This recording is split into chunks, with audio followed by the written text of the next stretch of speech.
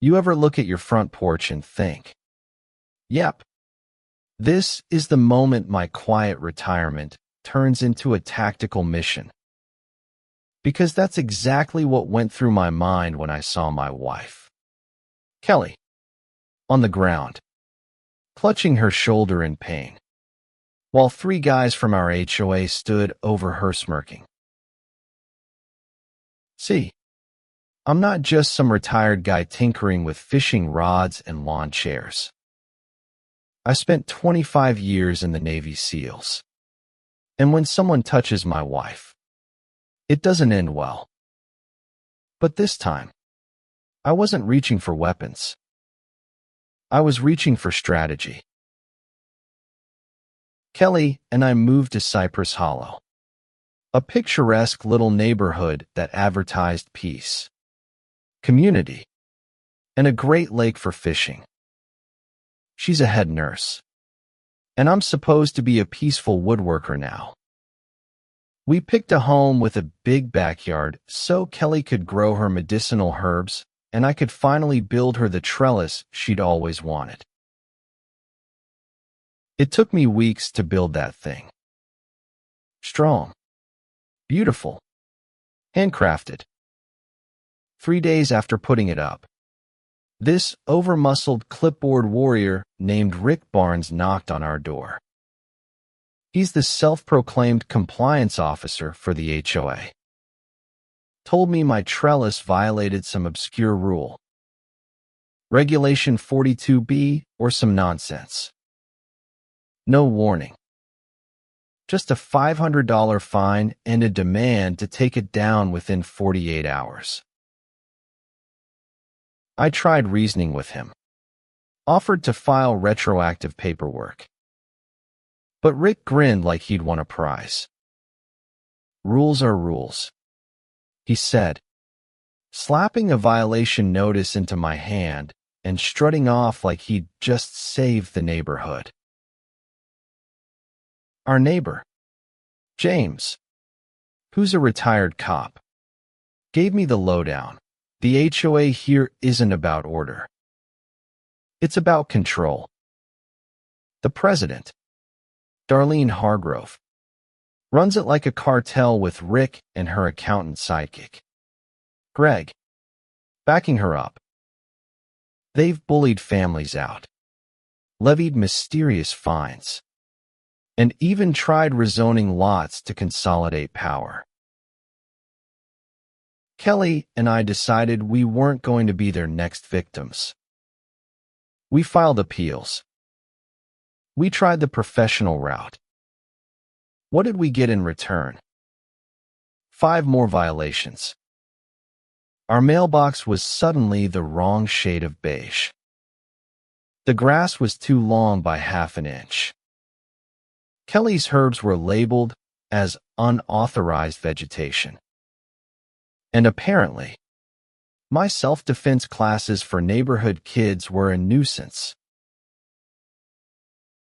Then came the day Kelly decided to dismantle part of the trellis just gotten back from a brutal ER shift where a teenage accident victim hadn't made it.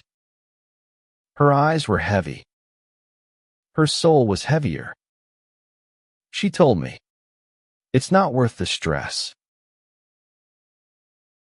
Minutes later, I heard a commotion out front. I ran out to see Kelly on the ground, grimacing in pain. Rick and 2 other HOA enforcers were standing over her. One was holding a phone, filming it. Rick said, "She refused a compliance inspection. We have authority under Section 12. Kelly, through clenched teeth, told me her shoulder was likely dislocated. I wanted to do things the SEAL way, but I didn't. I helped her up, kept my cool, and told Rick, "You've made a serious mistake." The cops came. Officer Clint Dawson, Rick's golf buddy, downplayed everything. Claimed it was a misunderstanding. No report filed. That's when I knew we weren't just up against HOA clowns. This was a coordinated power play. So, I did what I do best: plan a counter-operation. James handed over years' worth of notes, complaints, and financial anomalies. Darlene's husband died under suspicious circumstances. Greg had been fired from a bank for fraud, and Rick had a sealed domestic abuse case. Kelly's friend Sam, an Army Ranger turned attorney, owed her his life after she helped save him in the ICU. He joined the mission pro bono. We dug into HOA laws, started documenting every shady move, every fake violation. We connected with residents who'd been bullied, too scared to speak out. Rebecca, James's wife and an investigative journalist, gathered damning evidence. $20,000 for landscaping from a non-existent company tied to Darlene's sister. Consulting fees funneled into Greg's personal account. Rick being paid for security services that didn't exist. Then came the real kicker. Chadya, Rick's junior enforcer, showed up at the hospital where Kelly was working light duty and told her, "Accidents happen. Be ashamed if something happened to your house while you're gone." She stared him dead in the eye. "You just made a threat in a hospital. That's reportable. Want to rethink that sentence before I call security." That same night, Chad showed up again, only this time with a conscience. He told us Rick and Darlene were planning to plant drugs in my truck and tip off Officer Dawson. Why the change of heart? Because Kelly treated him with dignity even after everything. We wired my truck with hidden cameras. At 2 a.m., we caught Dawson slipping something under my seat. Hours later, he swaggered up claiming an anonymous tip. He searched the truck, pulled out the packet, and found sugar. Because I swapped the contents earlier. I dropped the bomb. You're on camera. Dawson. 2 a.m. Planting that package. That video is already with the state attorney. His face drained of color. He was arrested the next day. And just like that, the dominoes began to fall. We held a community meeting. Presented everything: the financial fraud, the selective enforcement, the intimidation.